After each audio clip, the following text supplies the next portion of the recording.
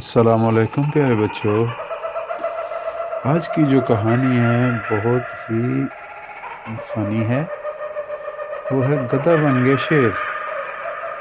یعنی بیوقوف جیسا بھی بیس پہنے، اس کے بولنے سے ہی اس کی بیوقوف کا پتہ چل جاتا ہے۔ ایک دن ایک گدھا رستے میں چلا جا رہا تھا کہ نظر آیا۔ اس نے سب یہ لٹھڑا کھولا تو حیران رہ گیا، اس میں شیر کی کھال پڑی ہوئی تھی۔ گدھا بہت خوش ہوا اور اس نے شیر کی کھال اوڑھ لی۔ آہا، یہ تو بہت اچھی ہے، اب میں کیسا لگ رہا ہوں؟ یہ دیکھنے کے لیے گدھے نے قریبی تالاب میں جا کر اپنا عکس دیکھا۔ اب تو میں شیر بن گیا ہوں، اب میں ان سب کو مزہ چکھاؤں گا جو میرا مذاق اڑاتے تھے۔ گدھا بھاری قدموں سے جنگل میں داخل ہوا۔ پہلا جانور جس نے شیر یعنی گدھے کو دیکھا وہ تھا ہرن۔ شیر شیر ہرن کانپتے ہوئے بولا، خوف زدہ ہو کر درختوں کی طرف بھاگ گیا۔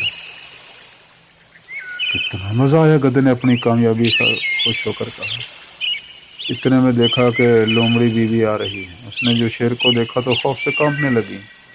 شیر صاحب، آپ تو بہت معزز اور بڑے مرتبے والے اور اچھے جہاں ہیں، آپ مجھے نہ کھائیں۔ لومڑی گدھے کے قدموں میں گر کر اس سے زندگی کی بھیک مانگنے لگی۔ جلد ہی پورے جنگل میں ہلچل مچ گئی کہ جنگل میں شیر آ گیا ہے۔ بندر خوف زدہ ہو کر ایک درخت سے دوسرے درخت کو دوڑنے لگے۔ خرگوش اپنے بلوں میں جا کر چھپنے لگے۔